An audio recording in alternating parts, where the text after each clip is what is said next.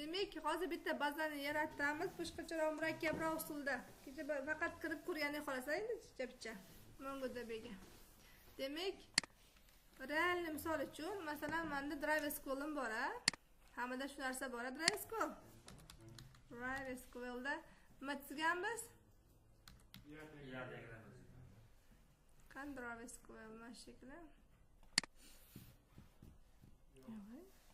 SQL Drive'da.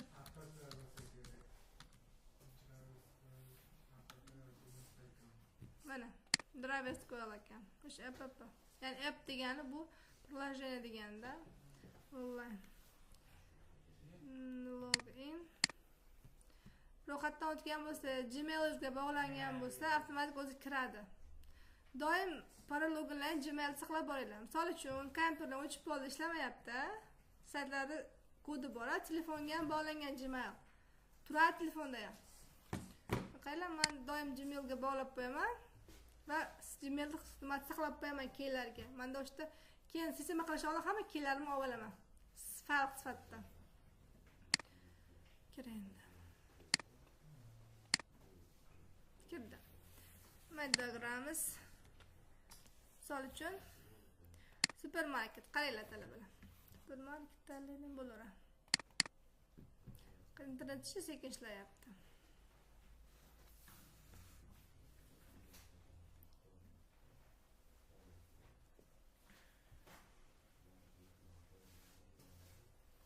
Mana diagramma supermarketdagi mahsulot, xodim va savdo.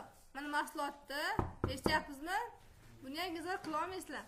Mahsulotni mana bu xodim nima qilyapti? Savdo qilyapti. Bu yerda Maji va Hajilar bor, Ya'ni bu Haji forinki, to'g'rimi? Mana bu yerdagi primary key, bunday forinki eslayapsizmi o'tganimiz? Endi mana MongoDBda ham shunaqangi narsa bor. Ya'ni tashqi kalt bor. Misol uchun men aytdim, masalan, ochyapman. Savdo degan nima ochyapman, color rangini aytaylik. Po'poqlamasa mana. Savdo ochildi mana. Mana uni o'chirib tashlamaylikmi? Uni oldingi olgan bazani qo'shib qo'yadi. Drop. Shuning ichiga men yangi baza yarataman. Nima degani? Masalan, aytaylik, Munir nomli savdo marka. Savdo markazi. Buni ichiga endi nima qilaman? Tovarlar nomli collection. Bu jadval degani eslayapsizmi? Red qildim. Mana ochildi. Endi add data qilib nima qo'yish mumkin? Ma'lumot. Endi qarang, mana bu yerdagi ID ni o'zi beryapti. Misol uchun mana shu ID ni o'rniga misol uchun men yerda qo'lda ID, ya'ni bo'lsa nima? Tovar ID. Qarang, eski qo'shimchalar ham bor. Misol uchun men yerga 101 deb kiritib, mana berib. ID ni o'zi beradi kiritmasangiz. Menda kiritish ham mumkin. Hozir diagrammaga qilamiz. Hozir qapli diagramma qilib beraman. Biz keylar kiritib, keyin diagramma yasaymiz. Tezkor ish qilamiz. Hozir qarab turinglar. ID, misol uchun bitta dokument kiritaman. Menda nima bor deyman? Diagrammamda nomi, miqdori. Ayrimlar kiritamiz. Nomi, tovar, to'g'rimi? Nomi degan key, qaranglar. Tipi nimasidan, misol uchun aytaylik, bu kitob magazin deylik, savdo markazi. Munir. Yo'q, bunaqada kassa bormi? Aytaylik, qalam. Undan keyin miqdori.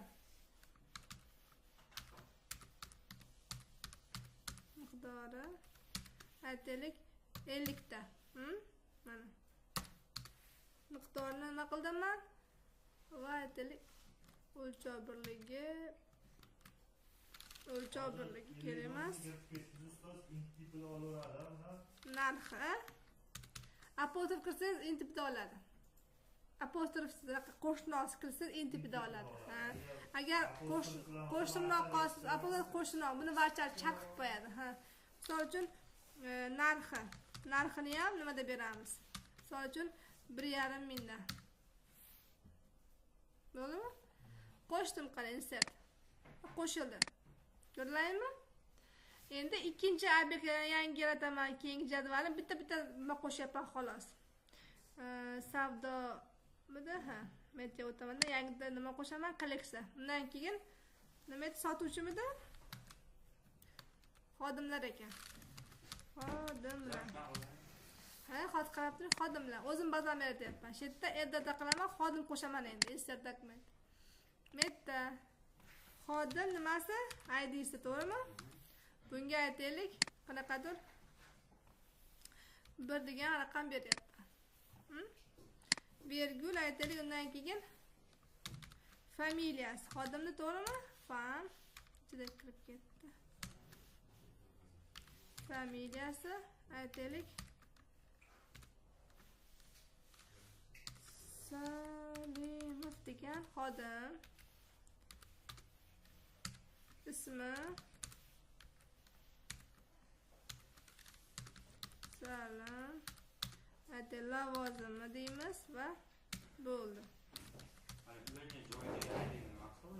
O'zi shuni aytaman, hozir aytdim. Shuni aytmoqchiman.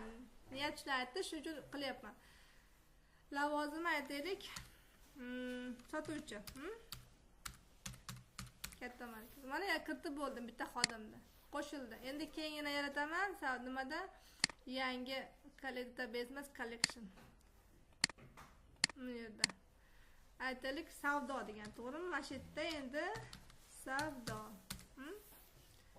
Savdo product collection, add data, insert.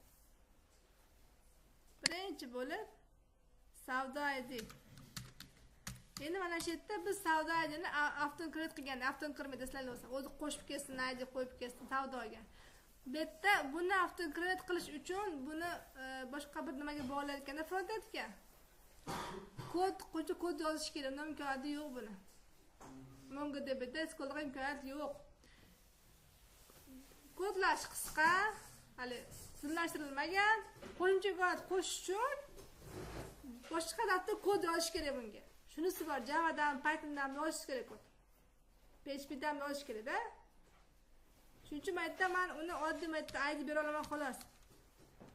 Shuning uchun birinchi savdo degan. Bo'lsam o'zi berib qo'yadi, xolasam o'shalik uzun IDni o'zi berib qo'yadi. Bermasam. ID metta undan keyin aytaylik, maytda endi kim? Nimani IDsi endi? Mahsulot IDsimidi? Tovar ID. Tovar ID. Endi qarang, tovar ID beramiz. 101 bergandim, bitta tovar. Undan keyin xodim ID. Eslangda bo'lsa, mana qilganmiz, SQLdaqa. Shuni ko'chiryapman mana. Xodim ID 1da va aytaylik savdo sanasi, to'g'rimi? Sana.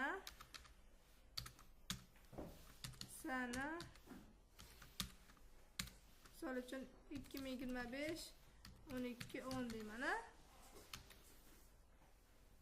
Bo'ldi, kiritib bo'ldi. Summasi, bitta summasi. Tovarlarda 101 deb yotibdimi? 101 deb yozdimmi? Summa summa qancha summa bo'lgani?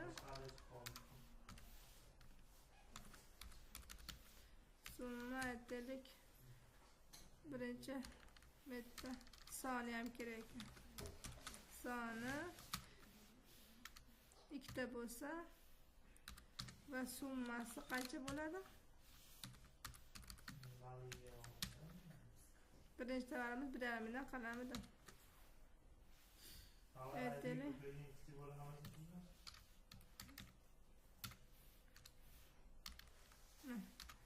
Kiritib bo'ldim, insert qildim, qarang. 3 ta jadval paydo bo'ldi, to'g'rimi? Mana bitta mahsulot qo'shdim, mana bunga qo'shdim, mana ochib qo'yaman, ha. Bunda bor, bunda bor. Endi buni diagrammasini shu orqali shakllantirish mumkin. Qanday qilib? U tevada data model turibdi, ko'rlayapmi? Modeling mana. Shuni bosalaring. Ochildi. Kutubxona degani bor ekan. Menga generate deyapman, yangi deyman. Misol uchun savdo degan menga diagramma kerak.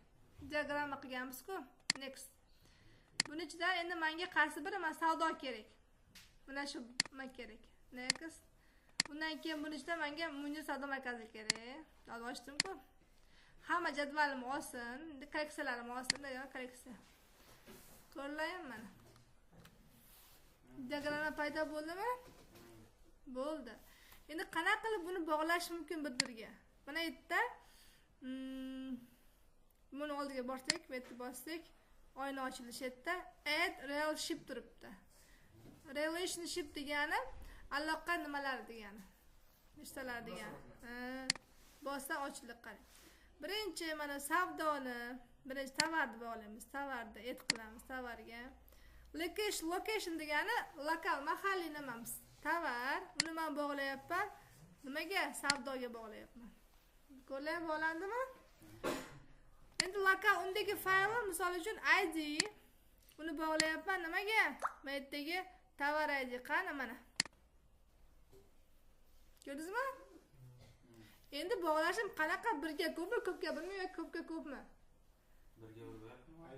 Birga ko'p bo'ladi. Masalan bitta mana 1 1 2 qarang. 10 tadan ko'p bo'lsa 100 tadan 1000 tadan mana qarang nimasi bu. Ko'rlaymi? Chizib qo'ydi. Endi bundan o'taman xodimlarga. Xodimlarda ham xuddi shuna qilaman. Relationship qilaman. Xodimni bog'layapman nimaga? Savdoga. Bundaga aytaylik ID ni nimada locationdagi bog'layapman edi savdo IDga. Mana savdo ID qani? Mana haydor xodim ID. Xodim ekan, xodim ID degani mana. Bog'landimi? Endi bu ham bitta xodim mingta ham nima qilish mumkin? Savdo qilish mumkin mana. Bo'ldimi? Mana paydo bo'ldi. Endi buni esa qarang mana sanani qanaqa qilib qo'yibdi, string qilib qo'yibdi. Qarang savdoni sonda qo'ymagancha int qilib qo'ygan. Ko'ryapsizmi? Tipni o'zi beryapti. Sanani date tipida olsak bo'ladimi? Bitta qayerlarda hozir ko'rsataman. Videoni o'chirib turadi. Va ba'zilar murakkab qilib shu xil diagrammalar ishlab chiqish. Diagrammalar bilan. Undan keyin o'zga tugatamizda, undan keyin buldurga tugatamiz. Chunki SQL keyin data buldurga bog'lab interfeys hosil qilamiz. Buldurga? Excel-ga. Rasuja borib. O'sha oldingi nomi buldirda. Oldingi o'tkazlash uchun sizlarga birinchi kursdagi nimani bunga bog'lab beryapti. Interfeys qilishda Pythonda qilish mumkin, PHPda qilish, Javada qilish mumkin, Fly'ni qilishlar mumkin, webda qilishlar mumkin, lekin buldir bo'lgan sizlarga buldirib bergan. Sistemada aniq o'quv ko'lamasida. Hozir mana buldirdi, 6sini topdim, bittasini topib berdi. Rasujolarda keyin so'rab, keyini yo'q ekan menda. O'tkaga. Manda qilib ko'rsataman. 3 bor edi.